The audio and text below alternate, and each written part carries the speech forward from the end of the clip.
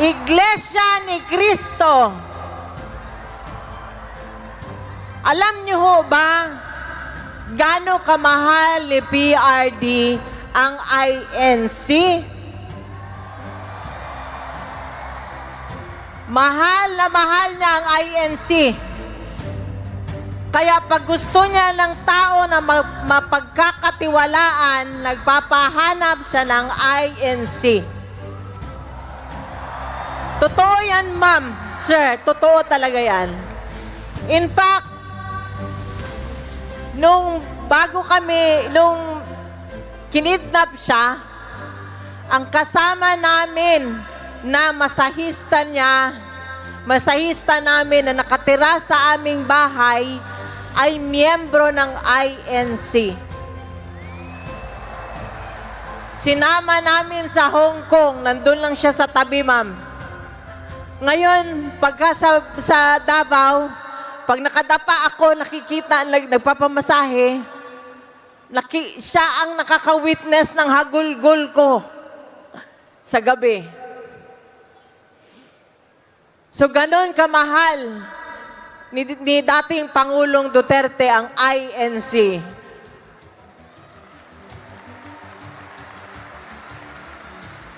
At sa simula pa lang, ma'am, sir, ng kanyang political career, alam yan ng inyong pinakapinuno dito kung ganon niya sinuportahan si former mayor noon.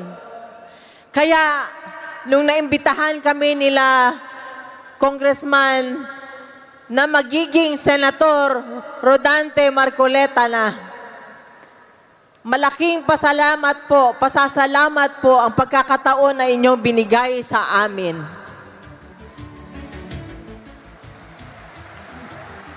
Maraming salamat sa pagmamahal na inyong binibigay sa amin, lalong-lalo na po kay Pangulong Duterte. Alam nyo po sa puso, hindi po ako marunong magsinungaling eh. Ayoko pong magbitbit ng bangko, ayoko pong magyabang. Pero alam nyo po, minahal niya po kayo. Mas minahal pa nga niya ang Pilipino, ang Pilipinas, kesa sa amin na pamilya niya. Alam nyo yan. Tuwing sinasabihan niya, nung presidente siya, di ba, sinasabihan niya ang mga korap, ang mga terorista, ang mga drug lord. Di ba, ma'am, sinasabihan niya, tinatakot niya, napapalundag ako sa kinauupuan ko. Kasi sinasabi niya yon, umalis kayo. Di ba, tinatakot niya ganyan. Napapalundag kasi ako kasi ang iniisip ko yung anak ko na minor pa noon, 12 anyos lang. Hindi niya inisip na balikan kami, balikan yung pamilya niya, pero inuna niya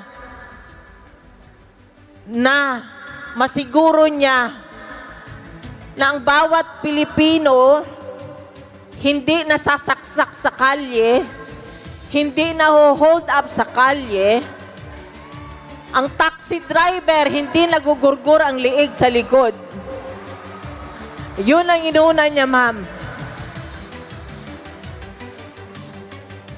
Sinigurado niya ang bawat pamilya na ang magulang walang anak na adik at ang magulang ng bawat pamilya ay nakakatulog. Alam ko yan kasi kapitbahay namin doon sa Davao City. Dati siyang teacher ni Congressman Pulong. Humingi siya ng tulong. Sabi niya, Rod, tulungan mo kami, hindi kami makatulog sa gabi, yung anak nila adik. Silang dalawa mag-asawa, nag-aaway pag pinagalitan yung anak. So kaya yan, ganun ho ang pagmamahal na ginawa ni Rodrigo Duterte sa inyo. Sinigurado niya na yung pera ng bansa napunta doon sa ospital, sa PGH. Sinigurado niya yung Malasakit Center dahil alam niya, nung mayor pa siya, ang bawat Pilipino pag nagkasakit, ang isa sa miyembro ng pamilya, nauubos ang pera. Kaya alam niya po ang dinaranas ng bawat Pilipino na nagkakasakit o naoospital. Di ba ma'am, kaya nilagay niya yung malasakit center. Kaya kanina lang, ma'am, may schedule kasi kami papunta rito ng tawag ng papa, ng tatay ng anak ko. Nakita ko kung gaano nag-mature si Veronica overnight. Alam niyo ma'am, sir, baby pa yan eh. Ang security blanket niya yung tatay niya. Pero kinidnap nila.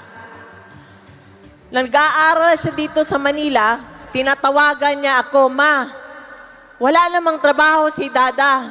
Papuntahin mo na siya dito sa Manila para magbantay sa kanya. Gusto niya yun na nandun sa kanya. Yung tatay naman, ayaw naman niya pumunta ng Manila, ayaw na niya sumakay ng eroplano, ma'am, maniwala kayo.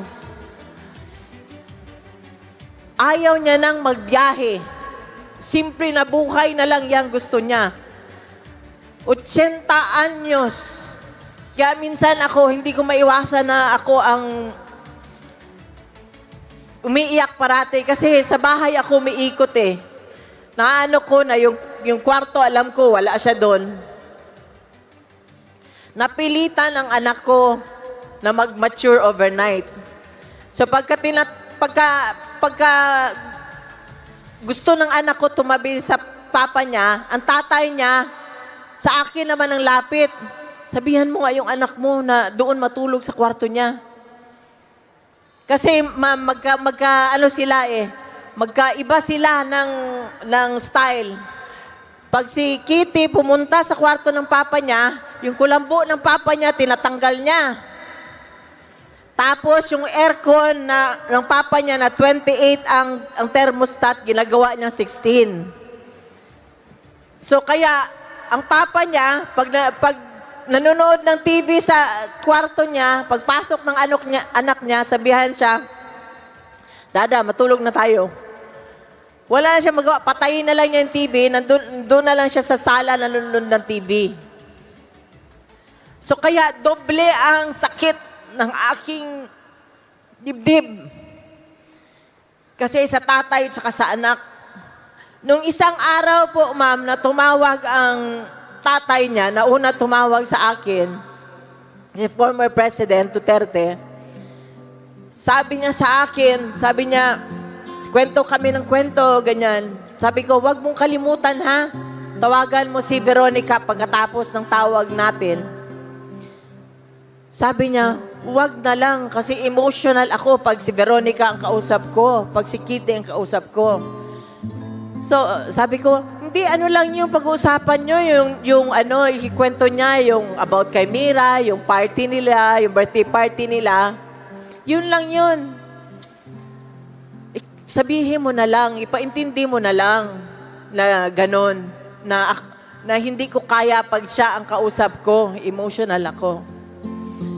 Ilang beses ko, iniiba ko na naman ng topic. Tapos balik ulit ako sa ganun. Tawagan mo. Nung hindi ko na pagkatapos ng conversation namin, tinawagan ko kagad ang anak ko. Hagulgol na ako. Sabi ko, Nak, sorry talaga. Kasi sabi ng papa mo, hindi daw niya kaya kung ikaw ang kausap niya, emotional daw siya. Sabi niya, intindihin na lang daw natin na siya ang nasa loob. Humagulgol talaga ako ng pinakamalakas na gulgol na nagawa ko. Kasi ako lang mag-isa sa kwarto. Sorry sa anak ko. Pero noon habang nag-uusap kami, sabi niya, Ma, sandali lang ma, may tawag. Buti na lang, tinawagan niya. Ang tatay niya. Tinawagan siya ng tatay niya. So nag-usap sila. Kanina din schedule namin na while nasa sasakyan kami, tumawag una kay Kitty, sunod sa akin. Nag-usap sila. Sinabihan siya, mag-aral ka. Kinwento ni Kitty yung kanyang Yung nandun siya sa rally, ginagawa daw niya para sa kanya.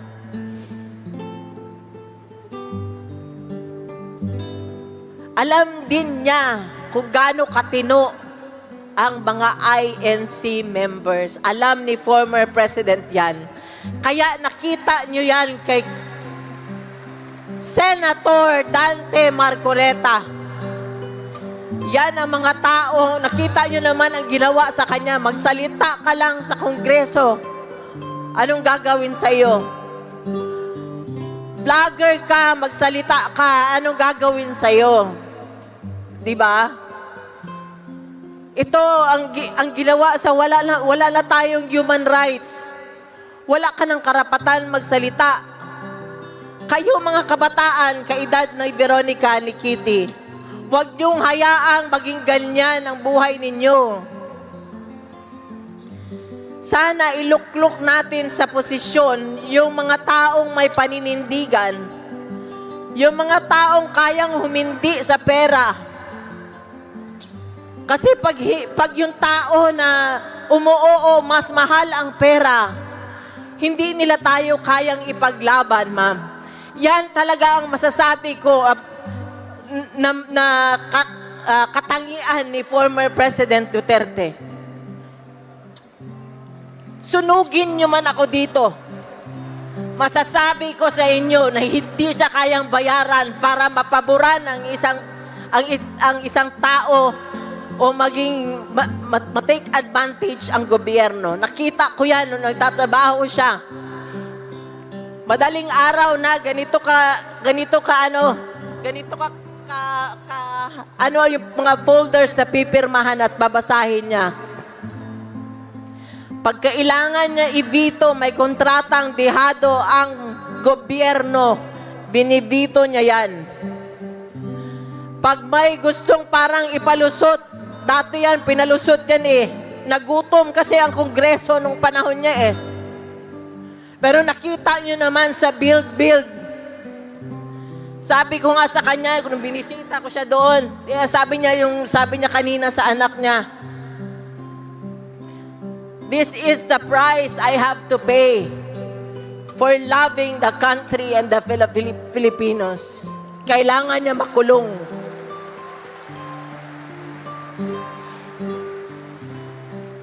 Mahirap ho magluklok ng tao na kilala ka lang tuwing eleksyon. Sana Pilipino at mga kabataan, isaisip ninyo, ito sa puso. Yung mga taong lumalabas na lang, nakikita na lang ninyo tumatakbo tuwing eleksyon. Yung binabati ka lang, mas gusto ko pang kausapin kayo, mas gusto ko pang kausapin yung mga nasa kanto, mga sidewalk vendors, kesa dun sa mga taong plastic Tupperware.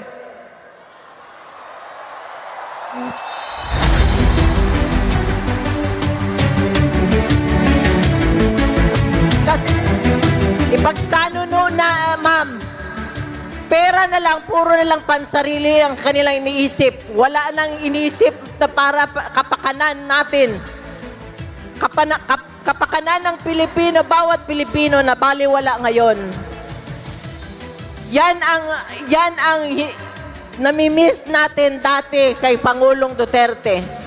Inuna niya ang Pilipinas, hinulinga niya kami na pamilya niya. At alam niya ng anak ko, naaawang-awa ako kasi sa 6 years na 12 to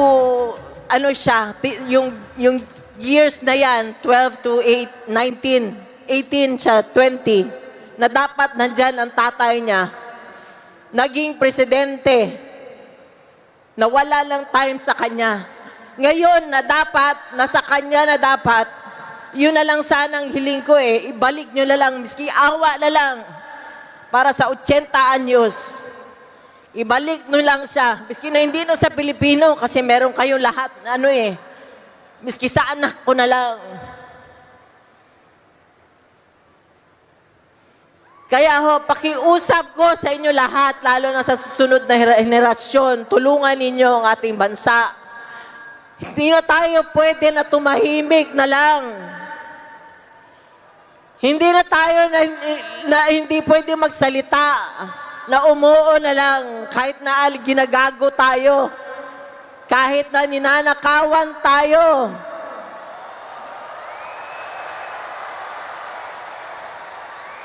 Ang para sa Pilipinas, ang pera ng Pilipinas ay para sa Pilipino at para sa Pilipinas. Hindi dapat yun napupunta sa kanilang bulsa.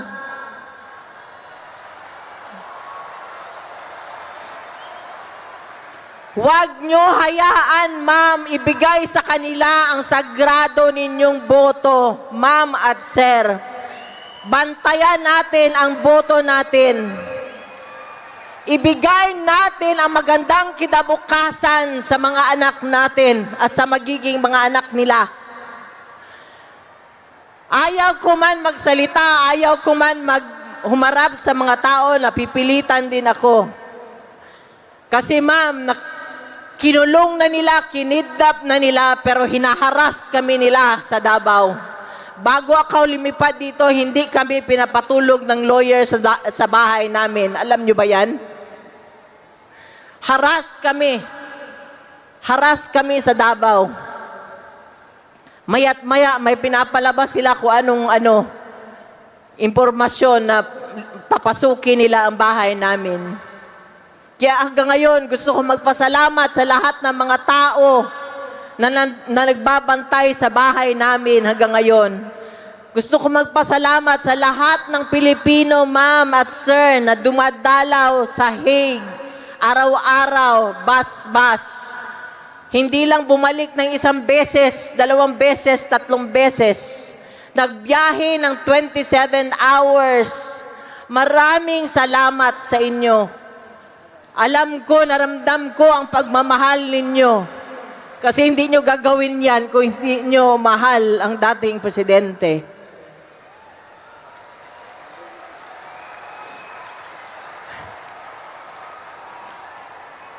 Ma'am, sir, ngayong eleksyon, alam ko hindi ko na kailangan ikampanya si Congressman Dante Marcoleta dahil alam ko nasa puso na ninyo siya. Pero ma'am, sir, ito talaga binilin sa akin ni former President nung kami nabisita ko siya. Huwag nyo daw kalimutan ang Duterte na kandidato niya. Sabihin ko sa inyo yan, ma'am, yung lahat ng mga nandyan, kasama namin noong before 2016. Nung nawala sa pwesto si former President, hindi kami iniwan. Yan yung totoong tao. Ganun yung hanapin nyo, ma'am. Huwag yung maganda lang ang pansin sa inyo at ang pakisama sa inyo tuwing eleksyon. Huwag yung tuwing titingnan kayo. Pagka hindi eleksyon, head to foot lang kayo. Ito sila, lahat ng yan, sila Hinlo, sila, sino ba yung singer? Dati yan ma'am, dati pa, 2016, kasama na namin yan sila. Hindi kami iniwan. Basta yung Duterte, ma'am, hindi ko memorize. Pati si Congressman Dante Marcoleta. Hindi ko sila memorize. Wala akong listahan. Binabasa ko lang yan. So, gusto ko magpasalamat. Miski sa panaginip ko, ma'am. Gusto ko kung pwede lang magpasalamat ako, magpasalamat sa lahat ng inyong suporta. At